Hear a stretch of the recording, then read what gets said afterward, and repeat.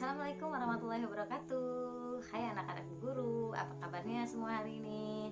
Jawabnya seperti kebiasaan di sekolah ya. Gimana? Alhamdulillah, selalu ceria, senang di hati, bahagia, Allahu Akbar. Sekali lagi deh biar tambah semangat ya. Apa kabarnya anak-anak guru hari ini? Alhamdulillah, selalu ceria, senang di hati, bahagia, Allahu Akbar. Masya Allah. Nah, anak-anak, hari ini Bu Guru mau mengajak anak-anak mengetahui berbagai macam keindahan yang ada di Indonesia. Kira-kira tahu nggak ya hari ini mau belajar apa? Oke, hari ini Bu Guru mau mengajarkan anak-anak tentang KD 3.4, yaitu menyebutkan keberagaman budaya di Indonesia. Nah, sebelum kita bahas lebih lanjut, Bu Guru mau mengajak anak-anak guru semua berdoa dulu. Baik, siap ya semuanya? Sikap berdoa, tangan diangkat, kepala ditundukkan, bicara dihentikan.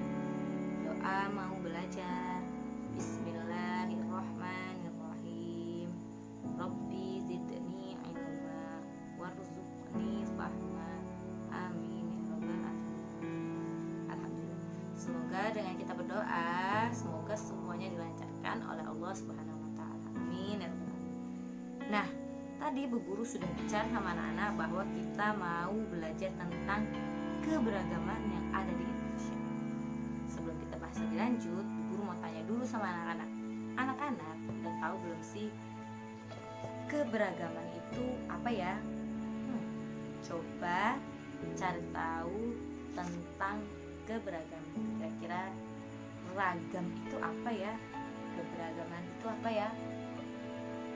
Oke, sekarang Bu Guru mau kasih tahu bahwa keberagaman adalah kondisi di mana masyarakat memiliki perbedaan-perbedaan dalam berbagai bidang. Nah, maksudnya gimana nih Bu? Iya, bahwa keberagaman itu di mana kondisi masyarakatnya memiliki perbedaan-perbedaan di berbagai bidang. Nah, kalau di Indonesia perbedaannya dalam apa saja ya Bu? Nah, kira-kira apa ya kalau di Indonesia? Banyak ya Nak. Nah, Indonesia itu merupakan negara yang sangat kaya akan keberagaman budayanya. Contohnya apa coba? Ya, keberagaman suku bangsa, bahasa, agama, dan adat istiadat. Anak-anak sudah tahu ya. Nah, bicara mengenai keberagaman itu semua, di Indonesia ada yang namanya keberagaman agama. Nah, ini Bu Guru punya tabel keberagaman agama. Di situ ada 6 agama yang ada di Indonesia. Yang pertama agama Islam, Kristen, Katolik, Hindu, Buddha, dan Konghucu. Nah, setiap agama itu memiliki tempat ibadah yang berbeda, kitab suci yang berbeda, dan juga pemuka agama yang berbeda juga. Nah, seperti agama Islam, tempat ibadahnya di masjid, kitab sucinya Al-Quran, kemudian pemuka agamanya dipanggil dengan sebutan ulama, ustadz, atau kiai. Sedangkan agama Kristen, tempat ibadahnya di gereja, kitab sucinya Injil atau Alkitab. Pemuka agamanya sering disebut sebagai pendeta. Agama Katolik, tempat ibadahnya adalah gereja. Kitab sucinya Injil atau Alkitab. Pemuka agamanya dipanggil dengan sebutan Romo. Kemudian agama Hindu. Agama Hindu, tempat ibadahnya yaitu pura. Kitab sucinya bernama Weda. Dan pemuka agamanya disebut pendeta atau pedanda. Kita masuk ke agama Buddha, tempat ibadahnya yaitu wihara, kitab sucinya Tripitaka, dan pemuka agamanya dipanggil dengan sebutan biksu.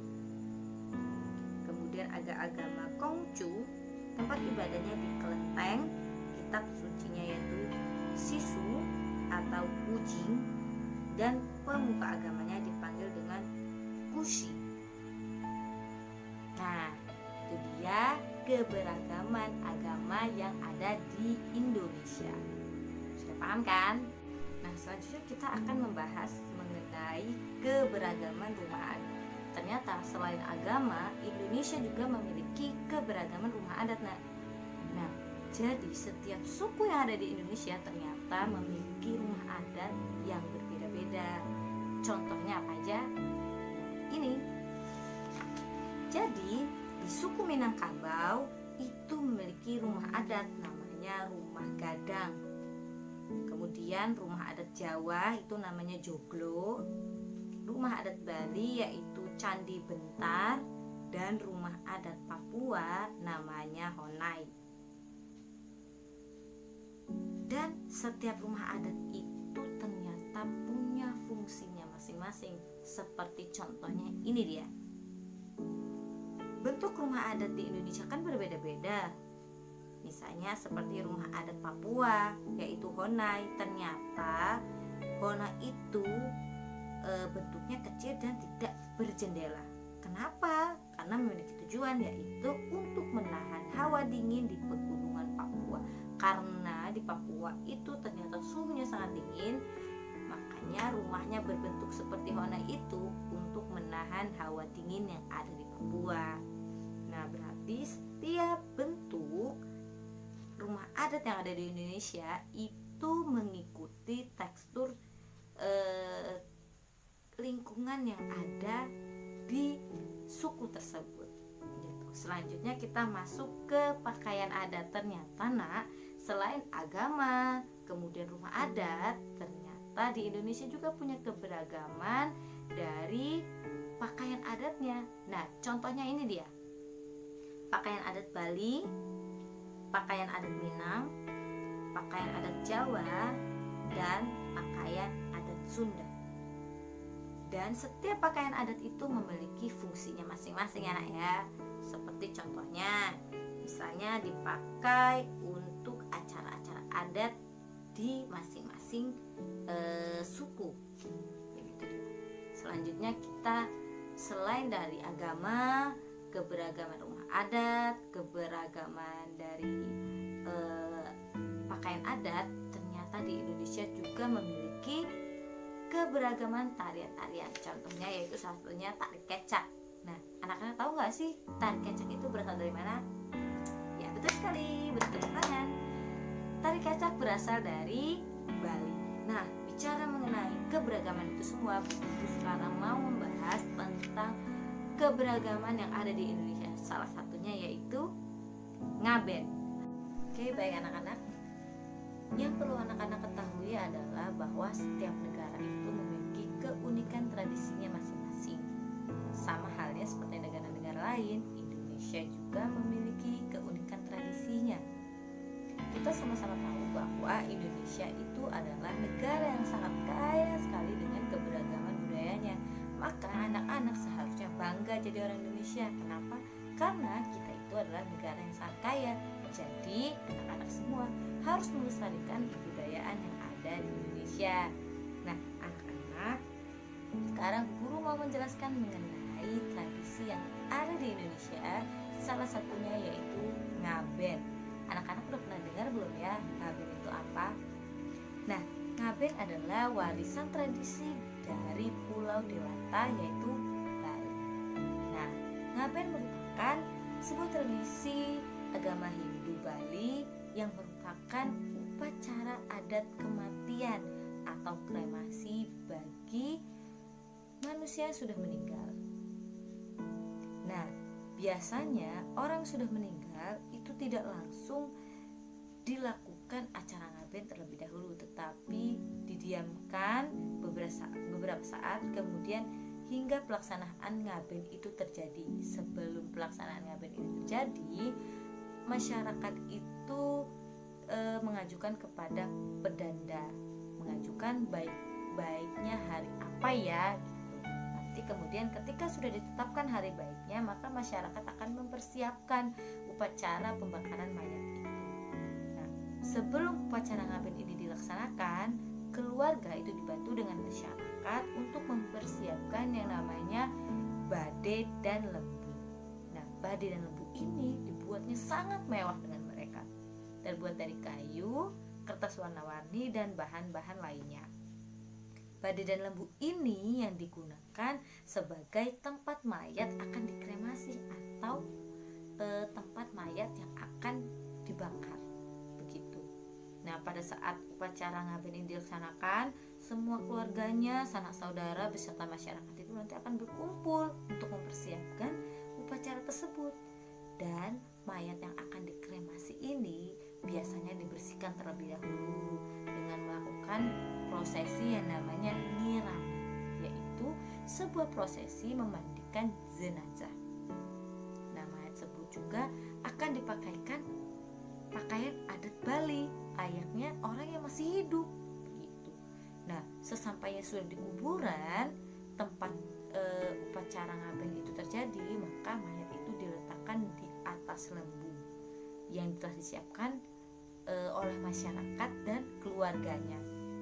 Kemudian diiringi dengan doa dan mantra-mantra dari pedanda. Gitu. Kalau orang Hindu mereka menggunakan doa dan mantra-mantra. Kemudian lembu yang berisi mayat tadi itu akan dibakar sampai mayatnya itu menjadi abu. Nah, setelah lembu berisi mayat tadi sudah menjadi abu, nanti abu itu akan dikumpulkan kemudian dibuang ke laut atau ke sungai. Nah, prosesi ini dianggap suci oleh masyarakat setempat atau masyarakat budaya Hindu gitu. Nah, tradisi ini dibilang sangat mahal untuk dilaksanakan. Kenapa? Karena membutuhkan biaya yang sangat besar untuk mempersiapkan bade dan lembu. Nah, itu anak-anak berbagai kebudayaan yang ada di Indonesia. Ya, kebudayaan keberagaman kebudayaan di Indonesia itu sangat banyak ya. Tadi kita sudah bahas ada agama, kemudian ada adat, pakaian adat, tari-tarian, dan yang paling sering dan banyak orang-orang luar selain di Indonesia itu tahu, yang paling terkenal itu adalah upacara ngaben. Upacara ngaben itu apa? Upacara yang dilaksanakan umat Hindu di Bali